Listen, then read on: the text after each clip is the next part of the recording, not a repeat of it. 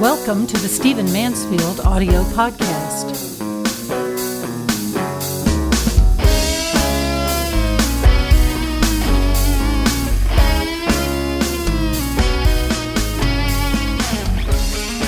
So I want to talk to you in this podcast about what I learned as a TED speaker. This past weekend, I had the wonderful opportunity to speak as a TED speaker at an event in Nashville, and I talked about the Kurds. My topic was the Kurds, the world's most famous unknown people. And it was a wonderful experience, but I want you to know that I learned some things. Let me tell you what they were. First of all, you can always get better. I have been speaking professionally since 1981. Those of you who know me know I was a pastor for 20 years, and then I became a New York Times bestselling author, and I have spoken tens of thousands of times, fundraisers, Ivy League lectures, Indian reservations, in the rain, in churches, at sporting events, in locker rooms before NFL football games. I mean, you name it, I have done that kind of speaking. And quite frankly, TED is very good at working you as a speaker. I don't mind telling you, I have my moments of being an arrogant schmuck. And when I first got started in the process, it was a little bit irritating to me. It was a little humbling. Actually, it wasn't humbling. It was arrogant making. And then I became humble. For example, they asked me to write a purpose statement, and I ended up writing 11 of them before they were happy. Now, I've written one or two English sentences before, but they worked that. Then I had to do an outline. Then they asked me to change it. Then I had to give the talk in a practice session. I was supposed to give a talk in a second practice session. I had to do my keynote, my slides, and then they checked those slides, and then we had to get permissions for those slides. Then I had to submit the entire keynote again so that they could double check it. I mean, it went on and on and on and on. And it was all appropriate, I realize now, and I improved through the process. Now, I'm not saying that as though I'm surprised. I know we can all get better. I wasn't aware of how much I could get better just by having some discipline imposed on me. I mean, again, I've spoken a lot in my life, and it's one of the main things I'm known for. And I'll say it with all humility. I'm pretty good at it. Obviously, it's what I do professionally, other than write books primarily and consult. But I got better through that process, no question about it. And it made me think about who I am. It made me think about my personality. It made me think about how I structure my speaking. So you can always get better. And I did. Once I humbled up, once I listened to the 26-year-old looking me in the face telling me how I had to communicate to do well with TED, I got better. So just bear in mind, no matter how good you are at something, but particularly speaking, you can always get better. I certainly did. Number 2, brevity is best. Now, I got to tell you, I have a hard time with this. It's not just that I'm from another generation with a longer attention span. It is that I teach. I'm not primarily a speaker. I'm a teacher who has to package what he's teaching in ways that are appealing to people. So longer's better for me. And when TED first gave me my time, I had 12 minutes. Then later they said the introduction would take 2 minutes of that. I had 10 minutes. And what I was doing was a flyover of the history of the Kurds in 10 minutes. I usually don't say hello to an audience in 10 minutes. So I had a lot to learn. And brevity is best. It's not just that the attention spans of millennials are about as long as the legs of gnats. It is that people today, yes, their attention spans are shorter, but also if you want to speak for impact, if you want to have people remember what is said, if you want to have them repeating what is said, speak short, speak clearly, and speak in memorable terms. Brevity is best. And I don't mind telling you that 10 minutes was hard for me. It wasn't just that I had a big fat topic that they had requested, by the way, but it was also that usually a short speech for me, and I'm talking about this is what other people scheduled me for, is 30 minutes. An average speech is 45 minutes. And so to do a thing on video that the whole world's going to see in 10 minutes and have to do a good job, that was tough. But it really taught me something, because it's like someone goes through your house and throws away everything that's not essential. You're screaming, you're in tears, and then you look around and go, this is actually better. And that's the way it was with my speaking. Number 3, clarity is everything. When you have to cut down to 10 minutes to speak about something, or sometimes even less, you really have to get clear. You have to refine your sentences. You have to think about your language. You have to think about which words are the best choice. You have to think about the best way to transition from one story to another, and then how to tell each story. Clarity is everything. You're wanting to speak for impact. Now, if you're a comedian and you're just telling jokes and you want people to laugh and remember that they laughed, whether they remember the specific jokes or not, that's different. But if you're trying to, in my case, in this TED event, speak about the Kurds in a way that is powerful and moving and they remember, hopefully forever, and certainly talk about afterwards and act on, you have to be clear. That means you got to define your terms. That means you got to say things in simple ways. That means you've got to figure out good illustrations for your ideas. Very, very important. Number 4 is also critically important, and Ted really helped me understand this, and that is flood the senses. Now, I understand the modalities when it comes to education, the eyes, the ears, the smell, the suprarational, the kinesthetic. I understand all of that. We all have probably been exposed to that learning theory. But I'll tell you that TED really did an amazing job. First of all, they require slides.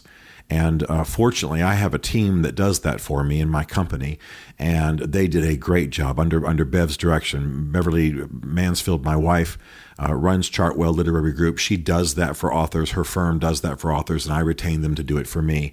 And they did a magnificent job. And we didn't do any words on the screen at all, hardly. We mainly had big, beautiful, powerful pictures, and it really worked. But when I walked on stage for my part, they had a piano player playing, and they had other music, and they had the lights set just right, and they had the screen set just right, and they had the sound system going right, and they wanted me to tell stories and use illustrations, and they wanted me to use the slides, and if they could have had somebody massaging everybody's shoulders, they would have done that. In other words, the best speaking appeals to everything that a human being is and all of their senses. So you use humor, you use story, you use pathos, you use music, you use the feeling in the room. If they could have, put the smells in the room the way they wanted them to and massage people's shoulders, they would have. That's the art of good communication. Number 5 is this: practice sets you free. I got to tell you, frankly, they made me a little bit nervous. I mean, I have spoken before kings and presidents, but the 20-somethings in TED made me a little nervous. They work you, they prepare you, they get you ramped up, they get you thinking about what you're doing.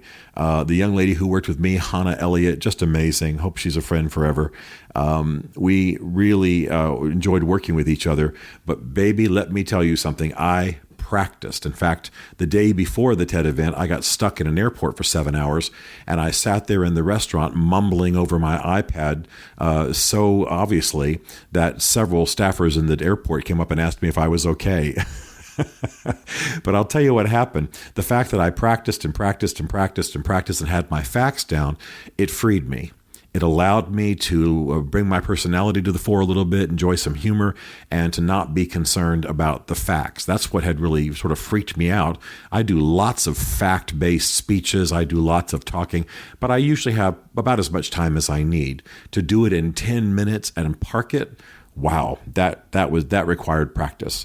So I think someone in history, it may have been Mark Twain, said, I'm going to have to give a long speech because I did not have time to prepare a short one. And that's very much how I felt when I was getting ready for this thing. 10 minutes, I bet I practiced that thing out loud to myself or to Bev 60 times. And I've never practiced a speech other than asking Bev to marry me that many times in my entire life. Number 6 is this: packaging pays. Most speakers are decent at this. Folks who don't speak a lot don't really think about it. But it's not just that you have a story to tell, it's how to tell it. How do you communicate what you want to say? What packaging do you put on it? What bow do you put on it? How do you emphasize the core message? For example, I wanted to tell the story of the Kurds, but I wanted to do it in a unique way that honored who they are. Well, though the Kurds are a 97% Muslim people, they welcome women to leadership more than almost any other Muslim people in the world. So they have females on their Supreme Court. They have females in their amongst Peshmerga commanders and of course, Peshmerga boots on the ground. They have female entrepreneurs. They have female diplomats. And so I decided to tell the Kurdish story through the lives of 3 women. And that was the packaging that worked. And so it honored the women. It honored the Kurds. It told their story movingly. The pictures on the screen, some of them were just heart-rending, literally skeletons from mass graves in Iraq, and then some were glorious and beautiful. But the packaging pays. And that doesn't just mean the way that you put frills on it. It means the way you find the heart of the story and express it in the most powerful way. And then finally, you've got to know the one thing. You've got to know the one thing. What's the one thing you want to really leave them with? If they forget your facts, they forget your face, they forget your humor, what's the one thing you want to leave them with? In my case, it was the Kurds' time has come. They are the next new nation in the world, and we should all help that. We should all help that process along. And that I communicated that. I worked that in, beginning, middle, end. But TED forced me to know the one thing. So let me just review these again, because they were real good for me to know. And again, you're talking to a guy who, before he got involved in TED, 20,000 speeches in my life probably isn't too much of an exaggeration. You can always get better, number 1. Number 2, brevity is best. Brevity is best. Number 3, clarity is everything. Your terms, your illustrations, your exact stories, etc. Number 4, flood the senses. Remember, you're talking to human beings who aren't just brains. Their ears, their eyes, they have skin, they have smell, they have emotions, etc. Number 5, practice sets you free. It doesn't make you robotic. It actually frees you to be who you really are, because you've got your speech, the core facts, the core outline down. Number 6, packaging pays. Packaging pays. Think about the best way, the best package to send your story, your message, your speech in. It pays. In my case, the story of the Kurds through the lives of 3 women, and you'll come up with good ones for yours. And finally, keep the one thing in mind. What's the one thing? The one thing is what you want them to go away with. In my case, it was the Kurds are going to be the world's next new nation. Their time has come, and we should all play a role. All right, I learned a lot from being a TED speaker. Hopefully you've learned a lot from me describing how I was humbled by TED. I celebrate TED. I celebrate Hannah Elliott, and I think you should log on to TED.com and just enjoy the heck out of this revolution in learning that's happening.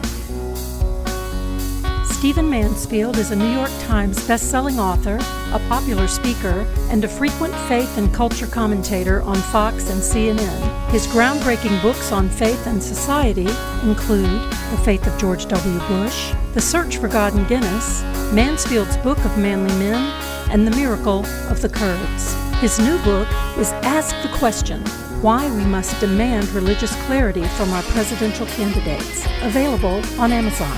Learn more about Stephen at stephenmansfield.tv. The Stephen Mansfield podcast is directed by Isaac Darnold, who also wrote, produced, and performed the podcast theme song. This is a Chartwell Literary Group production.